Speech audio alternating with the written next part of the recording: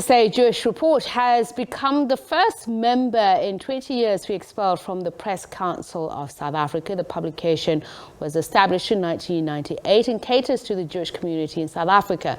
According to the Press Council, the Jewish Report refused to obey rulings by the acting Press Ombud and PCSA Chair of Appeals, Judge Bernard Ngoepe. Since the expulsion, the chairperson of Jewish Report, Howard Saxton, has made a number of allegations, saying that the expulsion came 6 months after the publication had already withdrawn its membership from the Press Council. In a statement, Saxton said the acting Press Ombud overruled the opinions of international experts without even convening a hearing on the matter, and that the Press Council denied the SA Jewish Report the right of appeal or to have the matter fully adjudicated before a competent authority. He added the Press Council became party to the perpetuation of racism, hatred and bigotry in South Africa. All right, to respond to the comments raised by the Jewish Report on the Press Council of South Africa's ruling, Peter Ndoro spoke to the Press Council of South Africa's Executive Director, Latiefa Mobara. Latiefa Mobara, thank you very, very much indeed for joining us and giving us your time. It's quite a significant ruling that you've made. Is this the first time that a member has been expelled from the Press Council? Yes, Peter, this is the first time, and it's a very unfortunate decision that we've had to make. But I think it's very important for us to clarify the facts, because as you and I both know, facts do matter. So I think the first fact is that the South African Jewish Report failed to comply with rulings from our acting Ombud, Latiefa, and the Chair of Appeals, Judge Bernard Ngoepe. At the time when the rulings were made, and this was in January and March last year, the South African Jewish Report were paid up members of the Press Council. After the rulings were made, and they informed us in March that they were taking the matter on judicial review, but this did not happen. And subsequently, we then received 2 other complaints that were lodged against the Jewish Report. On the 22nd of October last year, the editor of the Jewish Report told us in an email that their membership had expired. And on the 11th of November, they told our financial administrator that they were withdrawing from our process. We made several representations to the Jewish Report to urge them to comply. We also informed them that we would meet with them, but only after they published the rulings. They then decided to withdraw from the Press Council rather than comply with the rulings. But they cannot withdraw because our constitution requires very specifically that all our subscriber members have to give us at least 3 years notice before they resign. So rather than comply, they chose to withdraw. And we cannot have that. It is precisely the reason why we have this particular clause in our constitution is precisely to ensure that members don't just resign if rulings go against them. So it's unfair to our complainants, and it also undermines the Press Council's integrity. All right, so the timing is crucial here because they're insisting that they withdrew from the Press Council long before they were expelled. And you're saying that, look, at the time that the ruling was made, they were still a member. But there was an appeal process, wasn't there? So does that mean that from the moment the ruling was done, they had been expelled, or are you relying on the fact that they need to give you 3 months notice, 3 years notice? Okay, so first of all, I think you need to understand that the first, in terms of the very first complaint that we received, that ruling was made at the end of January, and they lodged an application, and that ruling was made by our Ombud, Latiefa. The ruling, the application for leave to appeal was dismissed by Judge Ngoepe in March. They were still members. They were still members of the Press Council. In fact, the other 2 complaints that we received subsequently were still while they were members of the Press Council. And that's a very important fact to note, that, you know, as members, they are required by our complaints procedure and by our constitution to comply.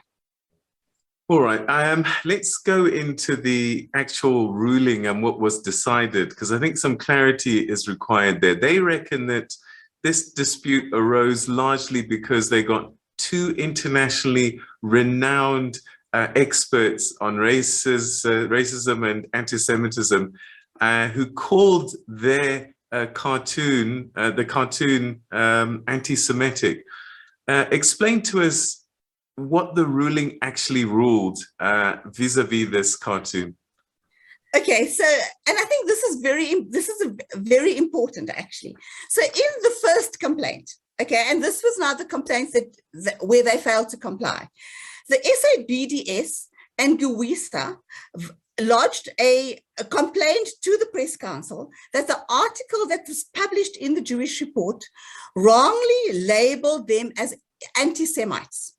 Okay, so the article wrongly labeled them as anti-Semites.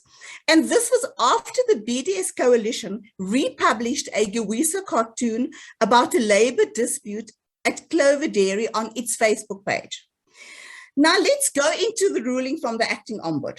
He says of the cartoon, and here I have to quote Mr. Latiefa. He says, both parties, and he puts in brackets once again, argue the merits of the statement that the cartoon was anti-Semitic. I have ignored those arguments, as the only issue is the question if the headline was in breach of the code or not. Okay, so he was not referring to the cartoon, he was only referring to the issue of the headline. And I think I just need to say, I also just want to say something else that he said specifically about the cartoon. And he says in his ruling, let me be crystal clear on this issue. Feinberg, who is the reporter who wrote the article, has all the freedom in the world to interpret the cartoon in whichever way she sees fit. She also has the freedom to put pen to paper. The editor is correct in that Section 16 of the Constitution of this country guarantees that freedom. And so does the Press Code in its preamble. But there is a condition, an important one at that.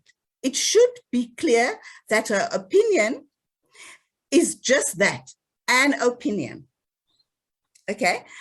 And I just want to say that, so the sanction that the Ombud imposed in this particular instance is against the Jewish Report is very clear. It says the Jewish Report is directed to apologize to BDS Coalition for portraying both in headline and in the story as fact. And take note, the emphasis is here on as fact, that the cartoon was anti-Semitic, and in this process, labeling them as anti-Semites or being anti-Semitic.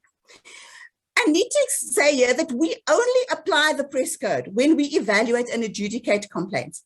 And in this instance, the article was published by the Jewish Report, was published as a news story. It was published on page 1.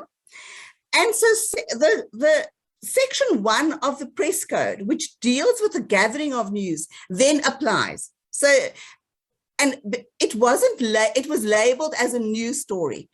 And it's an issue of fact versus opinion. Okay, so if I get you right, what you're saying is the ruling wasn't whether the cartoon was actually anti-Semitic or not, but rather that it was an opinion disguised as fact, and that is the problem. Does that mean it could actually be anti-Semitic and that somebody else has to rule on whether it's anti-Semitic or not? Let me also just tell you that the acting Press Ombud did not overrule the opinions of the international experts as claimed by the Jewish Report, okay? He ruled that these opinions were published as fact and that it was therefore in breach of Section 1.3 of the Press Code. And Section 1.3 of the Press Code states, where a report is founded on opinion, it shall be presented in such a manner as to indicate this clearly. Okay, so the Jewish Report is wrong to say that he overruled the opinions of the expert. All right. Okay. Again, I think let me ask the question again. Is it that it could be anti-Semitic, this cartoon, but that the Press Council, that's not your job to measure whether it's anti-Semitic or not, but rather the behavior of the publications in terms of the work that they do? Okay, so yes, it could possibly be deemed as anti-Semitic, but that was not part of the issue that we were dealing with. We were dealing with it only in terms of whether the headline was stated as fact or as opinion. And the only sanction was that they needed to apologize. And had they apologized, all of this would have gone away. Is that the case? Absolutely, absolutely. And I think I just want to say something else as well. And you know, in terms of the other two complaints, it's very important to because those complaints also were submitted to us while they were members of the Press Council. So in the second complaint by the BDS Coalition, the South African Jewish Report appealed the decision of the public advocate to accept a complaint, objecting to the standing of the BDS Coalition to lodge a complaint. And this appeal was dismissed by our Ombud, Carmel Ricard, on the 17th of June last year. Jewish Report then lodged an application for leave to appeal, and this was again dismissed by the chair of our appeals, Judge Ngoepe, on the 3rd of September. Now, the way our mediatory kind of process is structured is that the matter is then referred back to the public advocate. So, and despite repeated attempts by the public advocate, the Jewish Report failed to respond to the complaint. So again, they failed to comply with the processes within the Press Council. And remember, they were still members of the Press Council at that time. Now, very interestingly, in the third complaint, and this is the one where the Jewish Report just somehow fails to mention in the public domain, we actually found in favor of the Jewish Report in rulings made by the Deputy Ombud and by the Chair of Appeals. And in this case, the rulings were in their favor. And the reason for this was because it was published as an opinion page article, okay? And it was clearly marked as an opinion. So that's the difference. One was a news story, okay? The other one, where we found in their favor, and which, as I said, they failed to mention in the public domain, was actually an opinion piece, and it was published as such. And that's the difference. It's the difference between fact and opinion. And so, and in an opinion article, a completely different section of the code that deals with protected comment is applied to evaluate the complaint. Latiefa Mobara, Executive Director of the South African Press Council, thank you so much indeed for joining us and giving us some clarity in terms of how you stand on this issue. Thank you for your time. Thank you very much. Thank you.